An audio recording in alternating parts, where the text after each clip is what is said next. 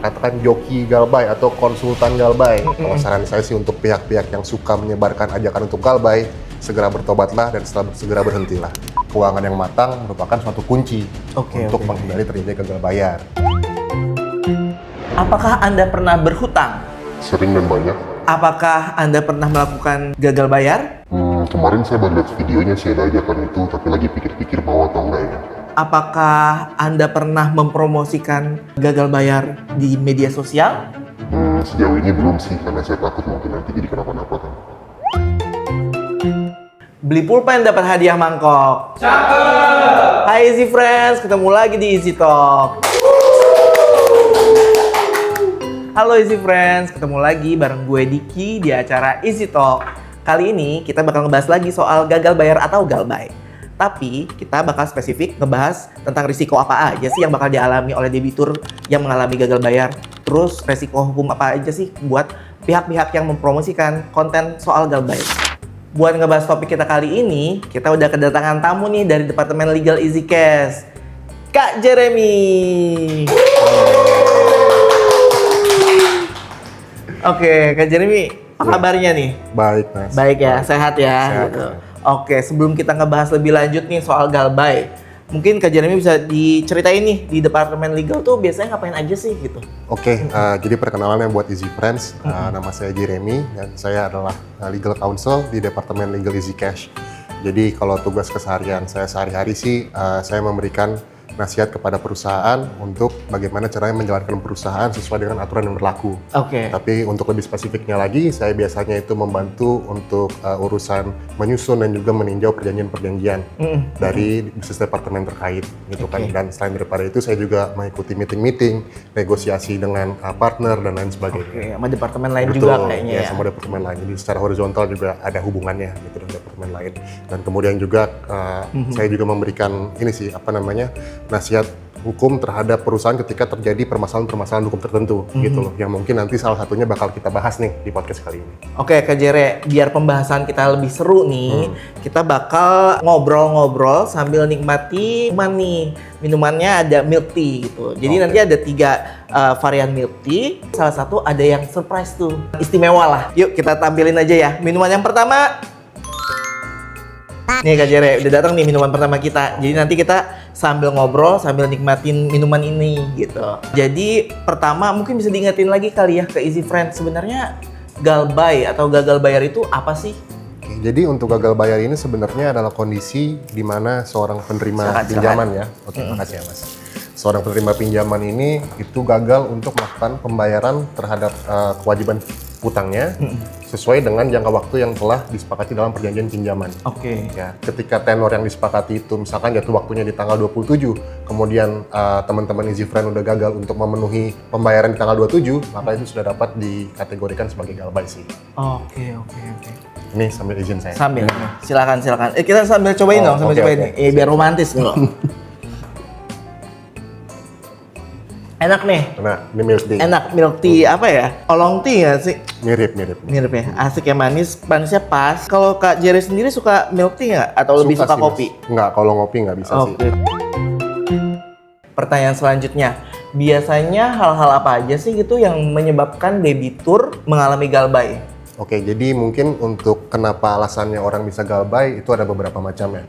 Dan mungkin dari yang paling sering kita jumpai adalah kemungkinan besar itu akibat pengelolaan finansial pribadi yang kurang teratur, Mas. Oke. Gitu. Dimana misalkan dia minjam uang dengan jumlah X, gitu kan. Tapi ternyata berdasarkan pendapatan bulanannya itu sebenarnya nggak masuk untuk membayarkan cicilan tersebut. Itu menyebabkan dia pada akhirnya tidak bisa untuk bayar. Kemudian yang kedua ada juga mungkin karena faktor secara pribadi, mungkin dia tiba-tiba sakit atau seperti apa yang menyebabkan dia jadi nggak punya penghasilan kan. Nggak bisa kerja lah ya Iya, karena nggak bisa sakit gitu, kerja. jadi nggak ada penghasilan deh jadinya.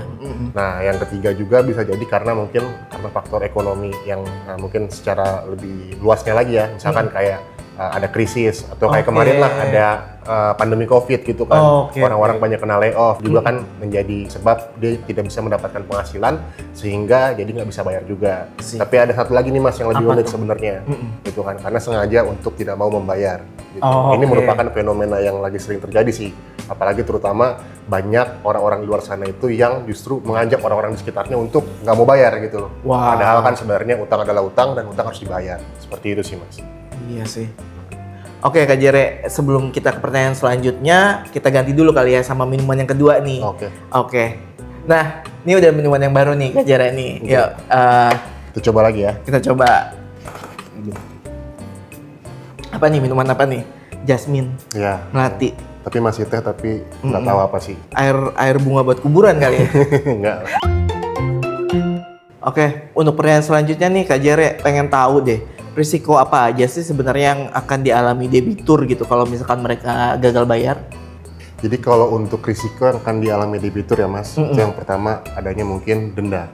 Jumlah kewajiban pembayaran utangnya akan menjadi semakin besar, semakin hari. Karena gitu. ada bunga dan denda gitu. Betul, karena Oke. kan ini jalan terus kan jadi pinjamannya, nanti akan dendanya terakumulasi, nanti takutnya debiturnya justru semakin sulit untuk membayarkan si pinjamannya itu yang pertama. Yang kedua tentunya karena memang debitur ini meminjam ya, pastinya kan kita juga akan menagih, dan penagihan itu juga bisa melalui tim dari collection untuk menghubungi debitur tersebut untuk mengingatkan kewajiban pembayaran utangnya. Gitu. Betul. Jadi kalau misalkan Easy Friends males untuk ditelepon-teleponin dan lain sebagainya, itu kan sebenarnya solusinya adalah ya tolong dibayarkan dengan tepat waktu, seperti itu untuk pinjamannya. Jadi biasanya kalau misalkan menunggak nih gitu, gagal bayar akan terus diteleponin tuh sama Iya. pihak kreditur ya. Ya, dari gitu. pihak kreditur pasti Oke. akan mencoba untuk reach out lah Iya.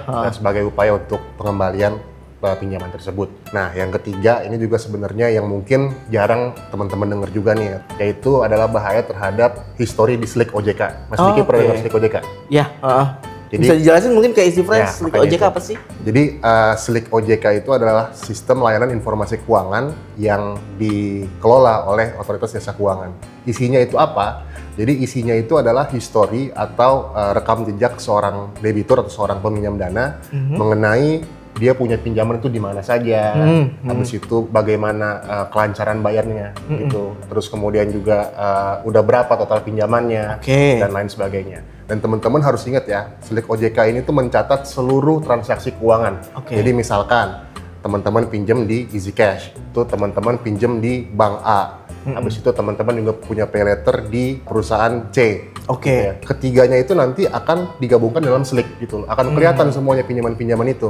Oh, Gitu kan. Dan history dari Slick inilah yang nantinya akan digunakan untuk menilai kelayakan teman-teman untuk mendapatkan pinjaman. Jadi gini Mas, jadi kalau misalkan apalagi teman-teman Easy Friend yang masih muda nih ya, mungkin nanti ada kebutuhan, gua mau beli mobil, mau nyicil mobil, atau gua mau KPR rumah, itu semua nanti sebelum pihak leasing atau pihak bank memberikan pinjaman untuk keperluan tadi saya bilang, itu mereka akan melakukan analisis terhadap Slick OJK dari teman-teman sekalian gitu loh. Jadi kalau memang ada gagal bayar ini, itu berpotensi untuk ya secara singkatnya mencoreng lah reputasi teman-teman di mata lembaga jasa keuangan termasuk Easy Cash dan juga lain-lain gitu.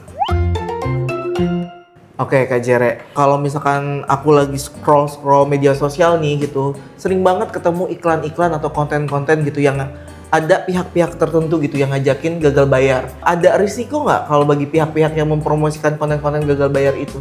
Oke Mas Diki, untuk pihak-pihak yang mempromosikan konten gagal bayar ini, sebenarnya itu merupakan perbuatan yang sudah melanggar hukum. Nah jadi untuk mereka yang mengajak orang untuk galbay, mereka dapat dijerat dengan berbagai macam ketentuan sebenarnya. Oke. Kita bisa mulai dari misalkan Undang-Undang ITE pasal 28 ayat 1, itu mengatur mengenai penyebaran berita bohong melalui media elektronik. Jadi memang ada berbagai macam pasal yang dapat dikenakan untuk orang-orang yang menyebarkan berita-berita bohong ini, gitu loh, sesuai dengan ya dapat nanti disesuaikan lah dengan masing-masing peristiwanya. Jadi sebenarnya dan juga itu ketentuan yang tadi saya bilang itu memuat juga ancaman pidana penjara Oke. maupun pidana denda. Ya memang daripada nanti terjadi hal-hal yang kurang mengenakan gitu ya. Kalau saran saya sih untuk pihak-pihak yang suka menyebarkan ajakan untuk galbay, segera bertobatlah dan segera berhentilah. Gitu sih sebenarnya Mas Diki. Oke. Nah, kalau misalkan buat kita sendiri nih gitu, yang misalkan kayak kita nasabah atau konsumen gitu yang mendapatkan gitu iklan atau konten yang mempromosikan gagal bayar tadi, itu kita harus ngapain nih? Yang pertama sih tentunya kita harus jangan percaya. Oke. Nggak mungkin ada orang bisa gagal bayar dengan sengaja tanpa ada konsekuensinya, itu yang pertama. Oke. Yang kedua adalah teman-teman ketika mengakses media sosial, mungkin teman-teman juga bisa membantu untuk blok akun tersebut, kemudian juga report dan juga melaporkan ke EasyCash juga bisa, Mas. Oke. Gitu loh, untuk kasih tahu kami bahwa sebenarnya oh ini ada loh video-video yang memuat ajakan gagal bayar, dan nanti mungkin kami dari EasyCash juga bisa menindaklanjuti gitu loh, untuk meminta video tersebut agar di take down dari platform media sosial. Jadi nanti nggak ada lagi nih orang-orang yang mungkin tertipu atau bagaimana. Dan menariknya lagi, Mas ya, sebenarnya ajakan gagal bayar itu nanti ada follow up-nya lagi nih. Oh gitu. Follow up-nya itu adalah biasanya ada orang-orang yang membuat suatu modus joki gagal bayar juga. Oh gitu. Oh iya pernah Jadi dengar tuh. pernah dengar kan Mas Diki kan? Ah. Jadi orang-orang udah disuruh galbay, abis itu mereka buka nih, katakan joki galbay atau konsultan galbay, katanya bisa membebaskan mereka dari segala macam utang dimiliki, gitu kan. Tapi nyatanya itu nanti adalah suatu modus penipuan, di mana katakan si konsultan atau joki galbay ini nanti minta data-data pribadi, misalkan Mas Diki gitu ya. Kemudian nanti untuk dipakai lagi untuk mencairkan pinjaman katakan dari platform A, platform B atau lain sebagainya. Itu kan namanya yang pertama teman-teman sudah jatuh ke lubang, kemudian nanti lubangnya semakin dalam gitu loh, karena akan ada kewajiban-kewajiban lagi yang harus juga diselesaikan. Seperti itu sih, Mas. Oke Kak Jere, sebelum kita ke pertanyaan selanjutnya, kita ganti minuman yang ketiga kali ya. Oke, minuman. Kita ambil dulu. Ya ini kita ambil kali ya, tuh minuman yang baru nih. Ya, Dari mana munculnya nih, Mas? Dari alam goib. Nih, silakan. Oke. Biasanya yang terakhir yang paling enak ya, Mas. Yang enak, paling enak nih kayaknya. Aduh. Sini. Kita cobain dulu kali ya.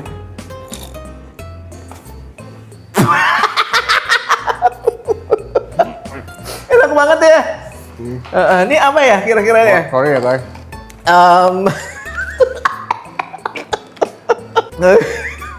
Enak banget Kak Jere minumannya ya. Jadi ternyata ini minuman yang paling istimewa tadi tuh. Obrolan kita kali. Aman, Mas, tapi. Aman ya?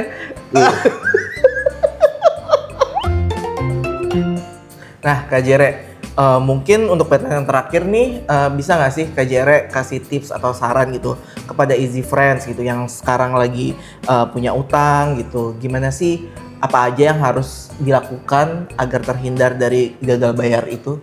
Jadi kalau untuk saran dan tipsnya bagi Easy Friends yang mau menghindari gagal bayar, itu yang pertama adalah kita harus memiliki suatu rencana atau memang ya rencana keuangan dalam hal ini ya. Kita harus juga bisa mengatur gitu kan dari income kita yang udah kita dapatkan per bulan ini, itu nanti akan kita alokasikan untuk membayar cicilan ini berapa dan juga untuk pos-pos lainnya itu berapa gitu kan. Jadi suatu perencanaan keuangan yang matang merupakan suatu kunci untuk menghindari terjadi gagal bayar. Yang kedua adalah ketika teman-teman melihat atau mendengar ada ajakan gagal bayar dari orang-orang, itu sudah pasti salah. Tidak ada ceritanya dalam skenario apapun gagal bayar itu diperbolehkan. Dikarenakan memang namanya kita sudah meminjam, kita memiliki kewajiban untuk melunasi. Ya, kewajiban untuk melunasi itu gitu. Kita boleh minjem sekali, tapi sekalinya kita gagal bayar, mungkin nanti kesempatan-kesempatan di luar sana untuk kita mau ya pas kita lagi butuh kredit gitu segala kan, macam itu, butuh kita kredit nggak bisa pakai gitu loh. fasilitas keuangan itu ya. Ada banyak kesempatan yang bisa hilang lah kalau misalkan kita secara sepele atau secara tanpa sadar sengaja untuk gagal bayar gitu. Oke, Easy Friend. Jadi intinya kalau misalkan berhutang, jadi harus dilunasi ya? Betul. Oke. Easy Friends, daging banget nih perbincangan kita kali ini gitu. Kita udah dapat banyak info dan tips dari Kak Jere gitu agar dalam meminjam kita harus melunasi, terhindar dari gagal bayar, dan jangan ikut-ikutan konten-konten galbay yang tersebar di media sosial. Nah, Kak Jere, terima kasih banyak ya udah datang di sesi Easy Talk kita kali ini. Semoga kita bisa ketemu lagi di sesi Easy Talk selanjutnya ya. Oke, thank you banget Mas Diki ya udah ngundang saya juga ke acara ini. Terus makasih juga buat minumannya nih Mas. Semoga nggak trauma ya dan mau datang ke sesi Easy Talk selanjutnya ya. Semoga. Nah, Easy Friends, sampai ketemu lagi ya di sesi Easy Talk selanjutnya. Naik sepeda ke Bekasi. Cakep. Sampai jumpa dan terima kasih. Yeay. Salam manis rindu dan sayang. Woo. Gcash.